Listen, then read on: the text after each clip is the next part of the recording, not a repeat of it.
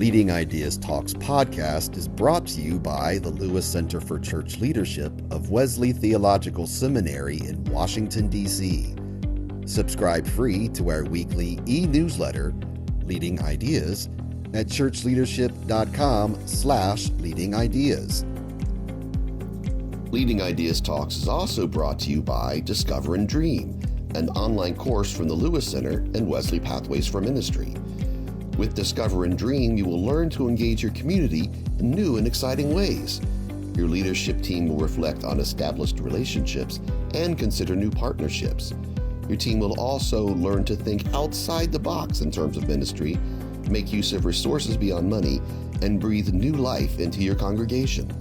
Learn much more at wesleypathways.com. And remember, to stay up to date with the latest church leadership strategies and information, please like and subscribe to this channel and click the bell icon to get updates for new videos. What shifts are needed for congregations to be future ready?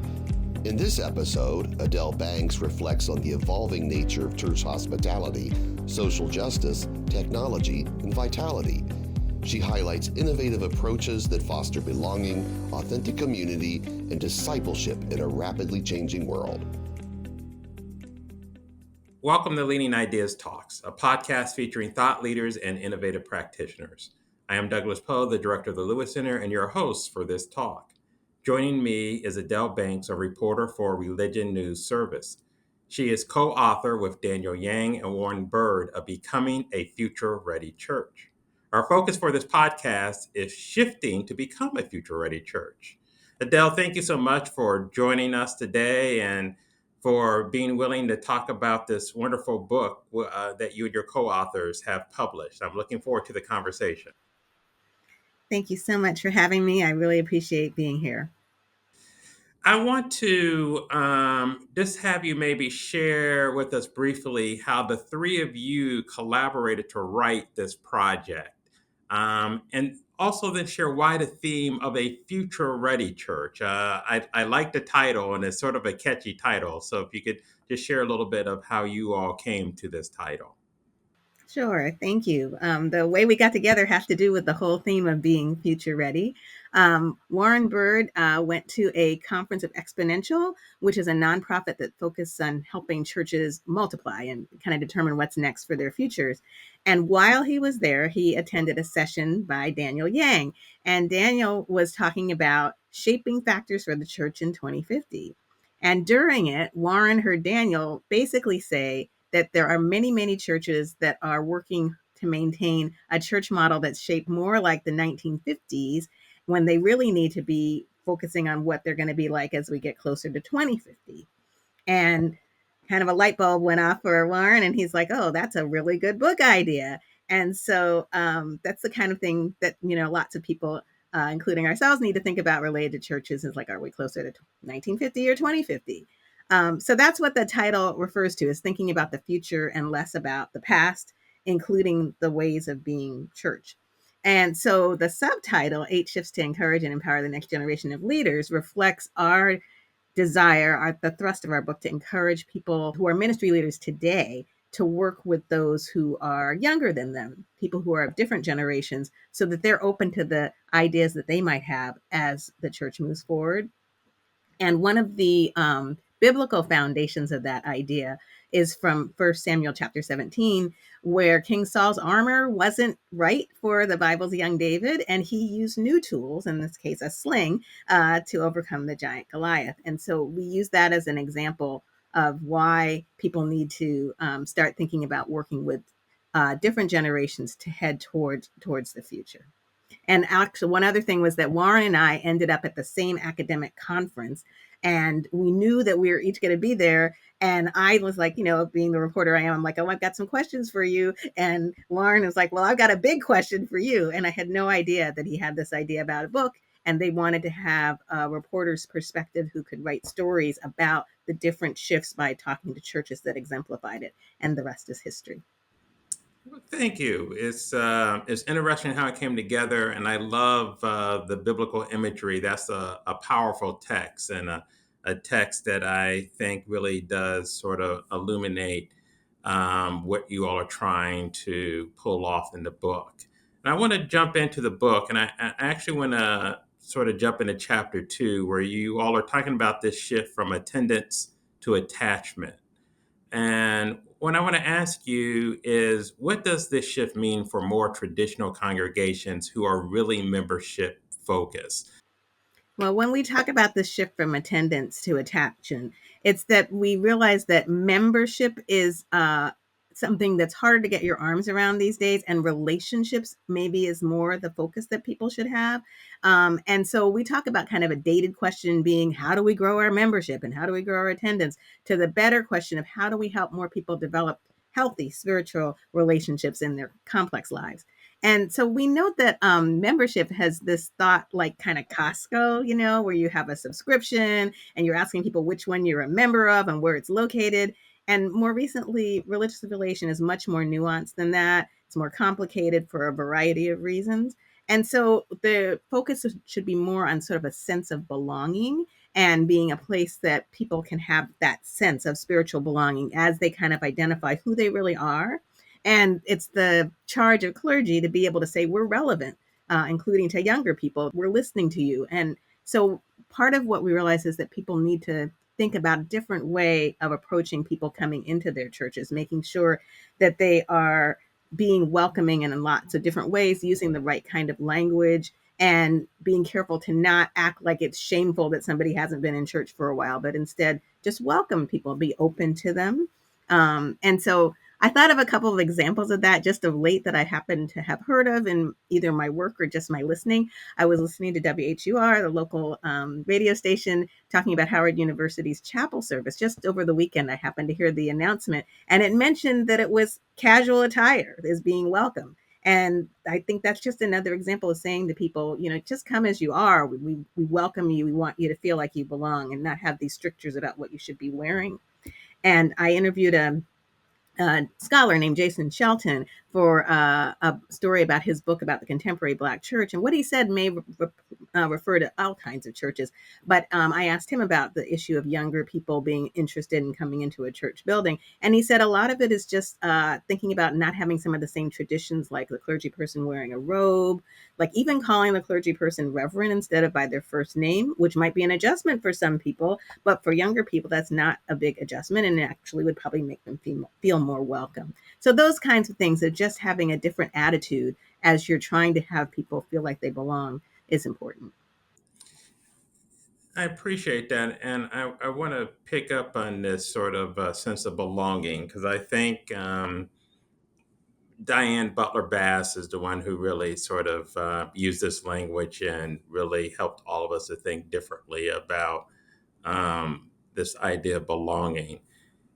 The, the challenge, I think, is some of what you were getting to in the examples of how do we get not just sort of church leadership and particularly the pastor to buy into it, but how do we get the community to really take ownership of this sense of belonging and to really think about hospitality or welcoming in that way? So, do you have any thoughts about how do we foster a better sense of belonging in the community?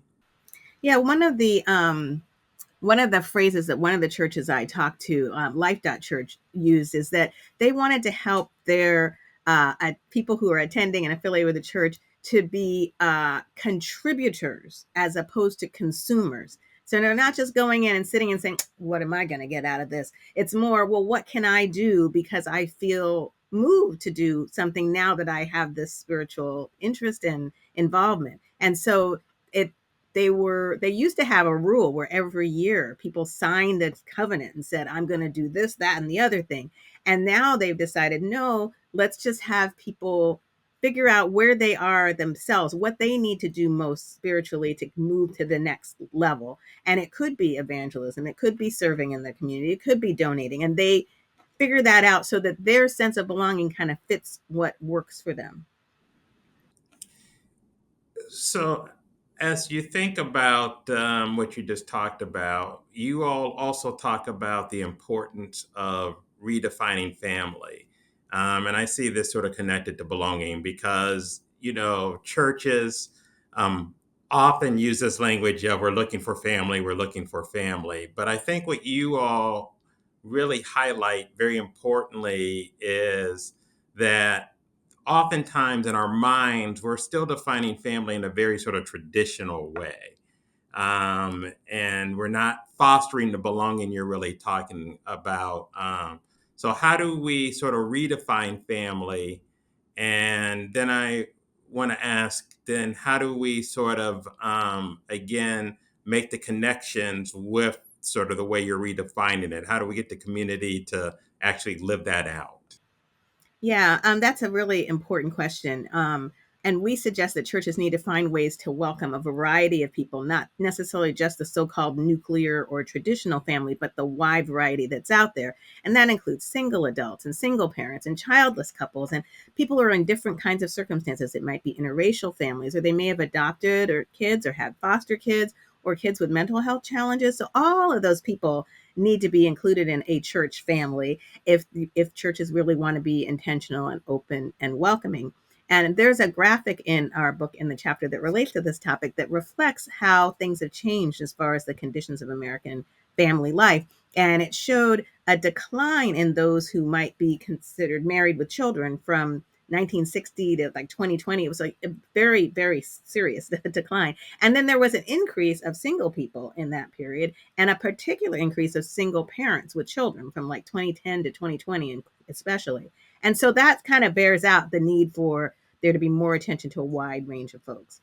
And for an example of that, I interviewed Carl Johnson, who's the pastor of Faith City Church, and that's in St. Paul, Minnesota.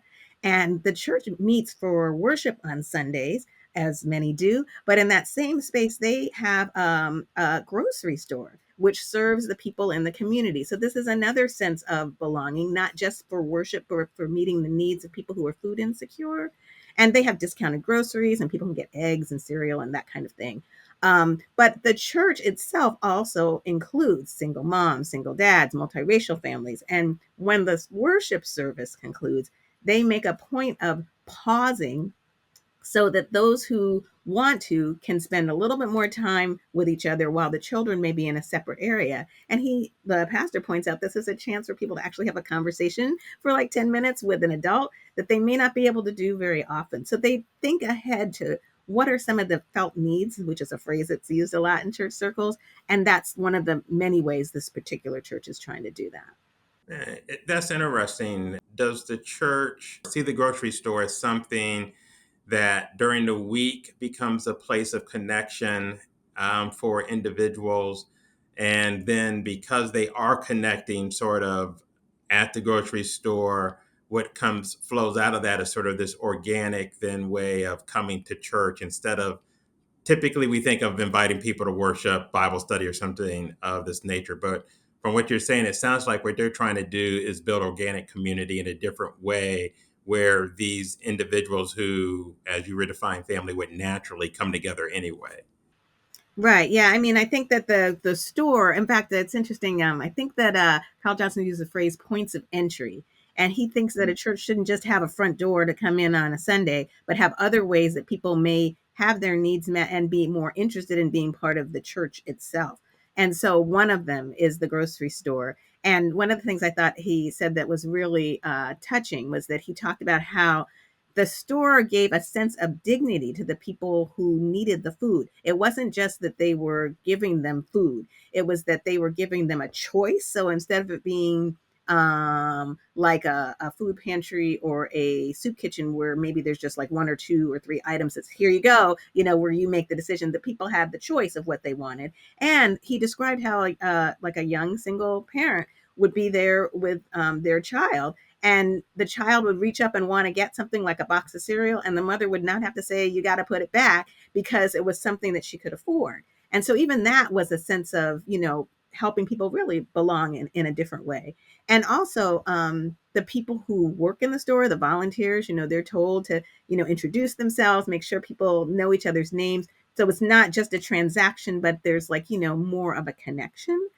So all of that kind of fits together. And I should also note that Carl Johnson, when I interviewed him for this for the story for the book, he had a the words family member in big letters on his t-shirt while I was talking to him. And that's what that church really believes. And it's not even just for worship or for groceries, but even for helping people. Like I noticed on Facebook, they said one of our families or a family member needs help with I think it was an appliance for the household. And he had connections that helped this person get an appliance at a discounted rate and get the installation for a lower price. And that was just yet another example of continuing this notion of family. Yeah. Yeah. Thank you. Great example. I have been in many churches in my life, and in every single one of those churches, they will tell you that we are the friendliest church that you have ever visited. I have never had a church tell me that, we don't like people and we wish you wouldn't come. They all say we're really friendly. What you all correctly point out is that hospitality, though, has to go deeper than just friendliness. And I think that's a real struggle for congregations, because I think for whatever reason, congregations really sort of stop and say, well, we're friendly, so we're doing exactly what we're supposed to do. But what you all, I think, are really helpful, and I think this is really a huge point, is that congregations have to rethink hospitality, because just being friendly is not going to be enough if you really want to be a future ready church. So can you share a little bit about how you all came to sort of your thinking of hospitality and what you mean by rethinking it? Sure, sure. Thank you. Yeah, one of the things we point out is that some churches think that just being hospitable means, having your usher welcome them in or offering a cup of coffee after worship. But that's not enough for genuine unity that makes people stick around long enough to develop unity. And I interviewed Rosario Raz Picardo, who is pastor of Mosaic Church, a United Methodist church in Beaver Creek, Ohio. And he had lots of different examples of how his church has tried to be hospitable in unique ways. For instance, for the election in 2020, his church hosted a communion service in downtown Dayton, not right where they were, but in a different place, as a way of bringing people together, regardless of who they voted for.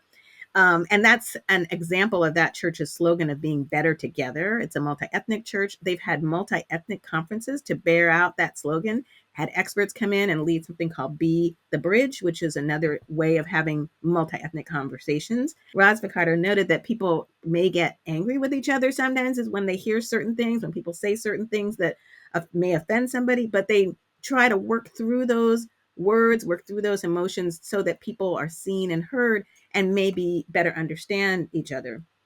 He also pointed out a very interesting idea from another United Methodist minister named Chip Reed of Garfield Memorial Church in Cleveland.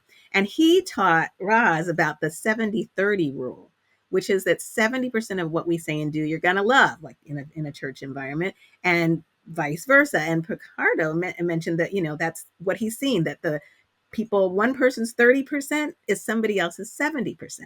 And he used the example of how his church has all these different kinds of services. There's traditional, recovery, Spanish, acoustic.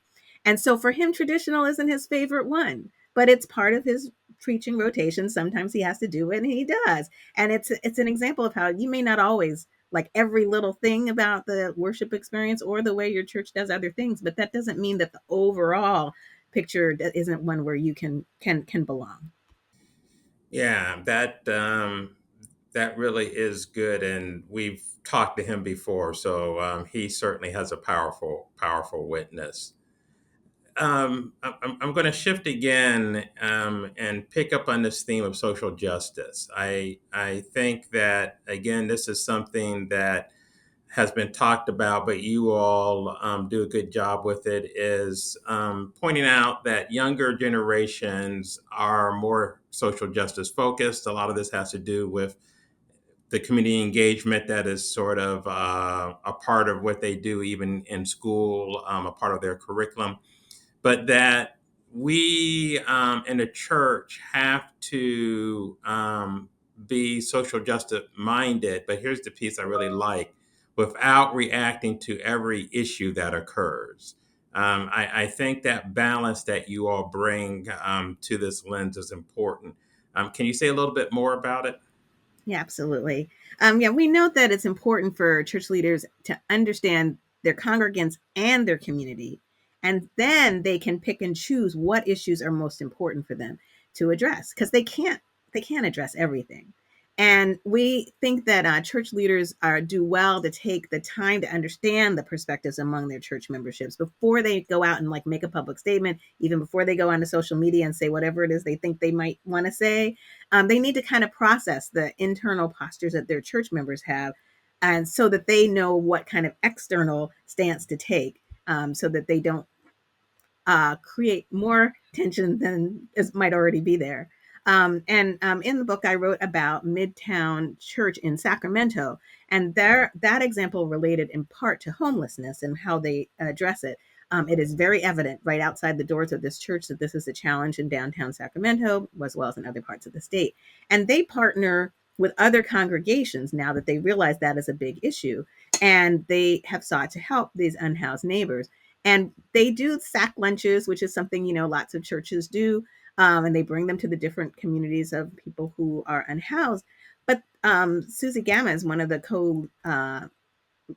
co-lead senior pastors told me that they also collect laundry in partnership with these other congregations, wash it for the folks, and return it to them, which just kind of blew me away because I've certainly heard of people giving people food. I've even heard of a church doing a shower ministry where people can get a shower that need it.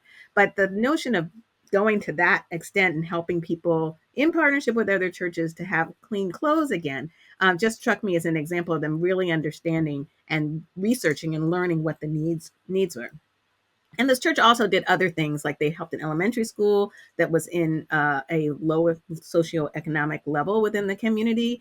The school wasn't going to be able to go on field trips if they didn't have the money for it, and the church paid for that so they could go, the transportation and whatever else the costs were. And they also have like helped staff like the teachers lounge with snacks and just things that teachers might need to help them keep going. In addition to helping their own people in their church, they have gift cards on hand in case their own church members might need like help with paying for groceries and that kind of thing. But all of that is an example of how this church learned what the needs were both inside and outside of its church, and worked towards trying to help people and knowing what to speak up about and whatnot. And another thing I will mention is that the book has chapter endings with something called 1 degree of change. And it's an idea that even if you make a little change, it can make a difference for the long run. And so we have these lists of questions or statements actually from each chapter for people to think about and hopefully discuss with other people of different generations. And one of them for that particular notion is thinking about whether the church of the future should be the people and the place that the community runs to for advocacy and support when instability happens. And so people need to think about, well, what does that mean and how would we do that in the future? So that's another example from the book of kind of a resource to help people think about this really difficult topic. Yeah, and I appreciate mentioning the 1 degree of change, but also the connection you made between social justice and hospitality, particularly with the laundry, so that you could greet those individuals and be friendly to them, but hospitality is actually cleaning their clothes for them. So that's a great example of the sort of that difference between those two. One of the things that I really love is the way you all talked about technology. In chapter 8 on page 149, you said embracing technology not by valuing its convenience, but by pioneering spaces for Christ to be worshiped and proclaimed. Thinking about technology in that way really opens us up to discipleship and not merely using it just for the sake of convenience. Can you share with us a little bit more about where you've actually seen this happening, and for those congregations that aren't there yet, how they can think about getting closer or moving in that direction? Yes, yes. So it's a recommendation on our part. We recommend that a shift from Christians tapping technology solely for sermons or updates about church happenings is something that needs to happen. So they need to maybe focus more on digital technologies that are shaping the sense of identity, and where even the primary location for experiencing spiritual outreach is within community digitally. And we suggest that just thinking about, well, how do we do more in-person church? How do we do that better? Isn't necessarily the answer anymore. It may be more, how can we help people have a spiritual life that involves the growing digital world? And we include a graphic in that chapter that shows how few churches are offering digital ministry beyond worship. Like 73% offer worship both online and in person, but just 24%, like a quarter of churches, offer adult religious education both in person and online. And way less do other things like fellowship opportunities or children's religious education. And so that's another suggestion we had as far as the notion of technology in our 1 degree of change is to try to figure out what way to identify some groups that are potential believers who are difficult to engage through in person, but might be open to virtual experiences that the church might create. Adele, I've really enjoyed the conversation, but we have to bring it to a close here. And I want to end with this question, and that is why we should focus on vitality and not numbers. And of course, the difficulty is, particularly for mainline congregations, they're experiencing decline. Many of them experiencing sort of budget issues, so it's hard not to focus on numbers. But I think you're 100% right. What we really got to think about is vitality. And that's a much harder thing to focus on when you're in the midst of sort of some of these challenges. So, how do you help congregations actually to focus on vitality? Yeah, that's a good question. I think a lot of people maybe just kind of look over their shoulder if they're in-person worship service and worry about how many people are in front of them or behind them, and that's in playing kind of a numbers game. When in fact, some of the best ways of doing church is now through smaller groups, and there's all kinds of ways to do smaller groups.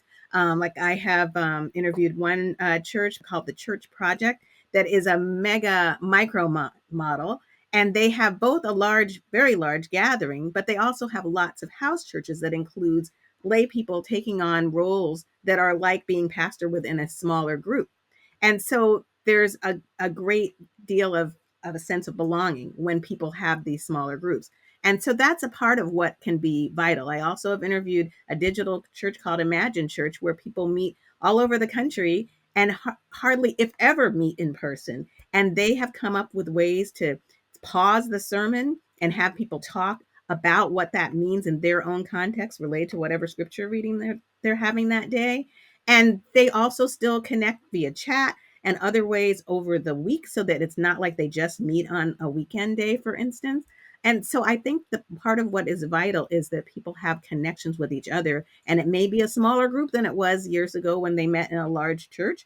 They may still meet in a large church also, but there's this real benefit of relishing the time together where you really get to know each other, have a sense of belonging because you're in a small group that's part of the larger church. Adele, thank you so much, and thank all of you for this wonderful text, Becoming a Future Ready Church. I recommend it highly for those who are really thinking about the future of the church and the ministries they're doing. It's a helpful text. We really appreciate your support of the book. Thank you so much for having me. Thanks for joining us for Leading Ideas Talks. Please like and subscribe to this channel and click the bell icon to get updates for new videos.